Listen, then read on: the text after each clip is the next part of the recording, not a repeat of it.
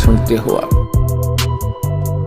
या फिल्म देखते हो टीवी पे या मोबाइल में, या बकवाद देखते हैं, सुनते हैं किसी चुटकुले वगैरह, घर में एक दुर्घटना घट जाए, आप सुनकर दिखाइए उसने, वह फिल्म का गाना सुनकर दिखाइए फिर। तो परमात्मा ने या बुद्धि दी जीव को ये ऐसे इंटरनेट सिस्टम और ये media channels, projector, DVD, CD, mobile, chip, ये मेमोरी कार्ड बनाए दाता ने बनवाए। अब इसमें ठीक है, जो बकवाद करने वाले वो करते रहेंगे, बकवाद कर लेंगे, कितने दिन करेंगे। देखो पुण्यात्माओं, आज गाने सुनते हो आप, या फिल्म देखते हो टीवी पे या मोबाइल में, या बकवाद देखते हैं, सुनते हैं किसी चुटकुले वगैरह, घर में एक दुर्घटना घट जाए,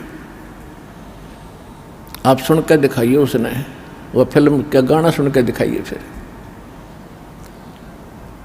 तो ऐसे गंदे लोक में हम ये गाने सुने और सुनाएं, गाने गाएं, यहाँ तो रोना पीटना है सबका।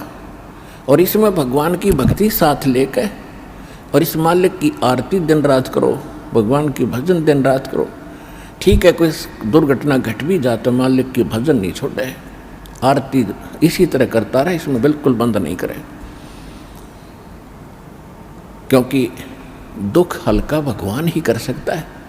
उसको रोते रोते भी मालिक ने याद करे। तो कहने का भाव ये है कि इस गंदे लोक में हम भूल जाते हैं, किसी के घटना घट गई, हम एक औपचारिकता करने जाते हैं वहाँ पर, अगर वो हमारे आया था और हम नहीं गए तो वो दुख मानेगा।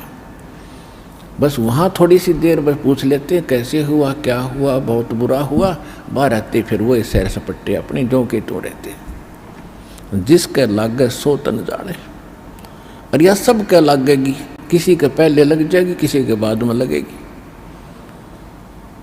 यहाँ तो कोई नहीं बचेगा इस मार से, काल के कोल्लू में सब पड़े हुए हैं, और एक दिन इसके पाठ के नीचे आपने आना पड़ेगा। परमात्मा कहते हैं चलती चक्की देख के और दिया कबीरा रो, और दो पाटन के बीच में साबत बचा ना कोई।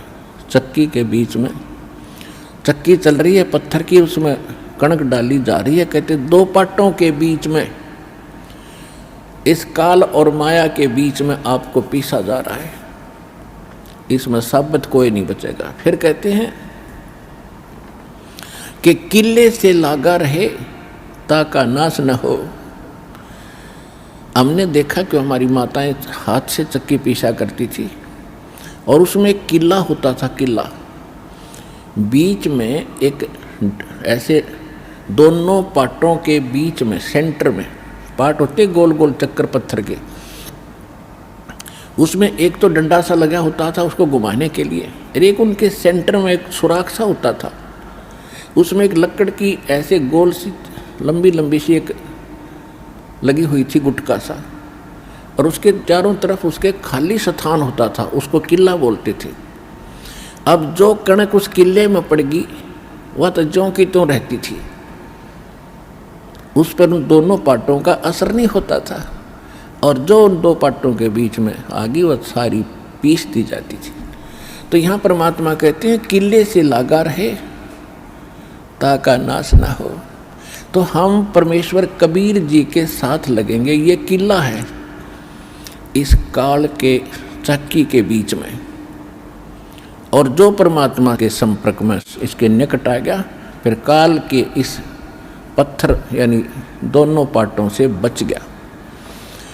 तो जो परमेश्वर कबीर जी की शरण में आप आ गए, तो आप उस काल के कोल्लू से, उस चक्कर से यानी पिसने से बच जाओगे। तो प्रसंग चला था कि हम परमात्मा कहते हैं झूठे सुख को सुख कह ये मान रहा मनबोध, ये सकल चबी ना काल का कुछ मुख में कुछ क्रोध। तो परमात्मा ने ये आग पहले नहीं लगने दी शिक्षा की, और कितना प्यार, कितनी आधीन्य, कितनी विनम्रता।